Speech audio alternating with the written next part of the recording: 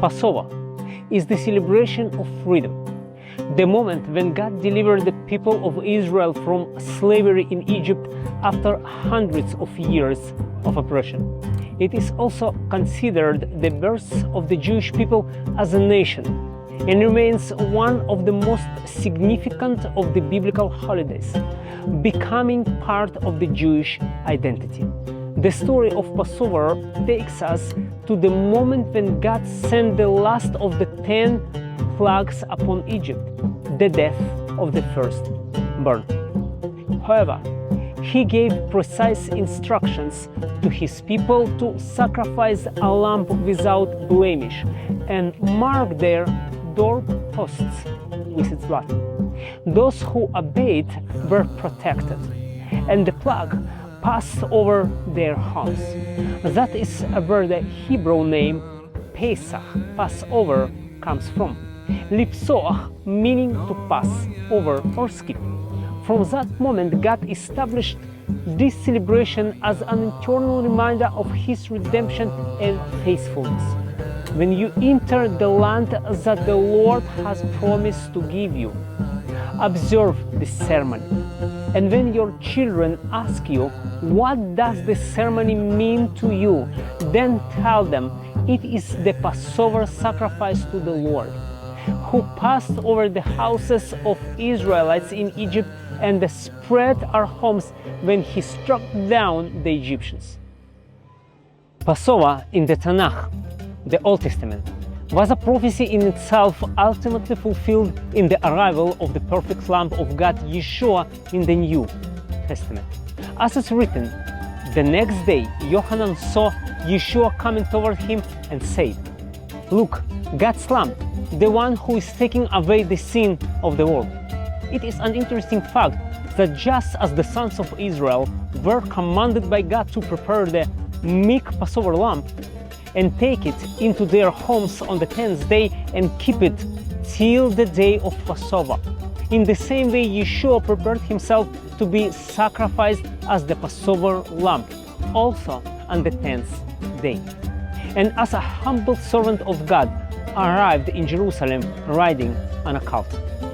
A few days later, on the night before Passover, He shared the Passover meal, Seder Pesach, with His disciples and was then arrested. The following day, while the lambs for the Passover meal were being prepared, Yeshua was judged, beaten, and declared innocent, just as the Passover lamb had to be innocent without defect.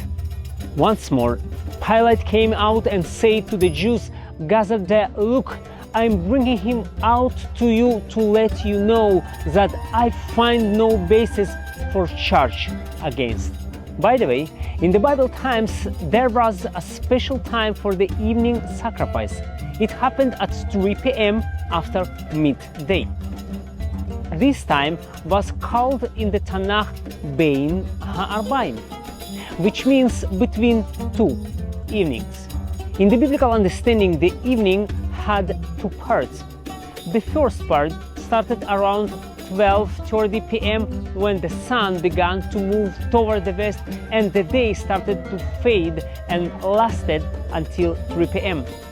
Then came 3 p.m., the moment called Bein Ha'arbaim, between two evenings or between two parts of evening. And from 3 p.m. to 6 p.m. was the second part of the evening.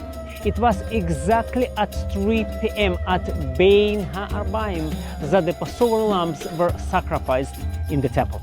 From the same Hebrew root, we get the word Ma'arav, which means the west, and the Erev, meaning evening. When Yeshua was crucified, darkness fell in the afternoon. And with the coming of the time, Bein Ha'arbaim, Yeshua died, fulfilling the prophecy about the Passover. And when the last lamb was being sacrificed in the temple, Yeshua cried out on the cross, "It is accomplished." For centuries, the sacrifice of lambs has pointed to the concept of substitution, the blood paying the price for mankind violating the covenant with God. But now, the Messiah Himself has become the perfect sacrifice. as is written, for our Pesach Lamb, the Messiah, has been sacrificed. In him we find redemption and the perfect covenant through freedom that Passover has always foretold. Therefore, this Passover, let us rejoice in the salvation of the Lamb and celebrate the redemption that comes from above. Hag Pesach Sameach.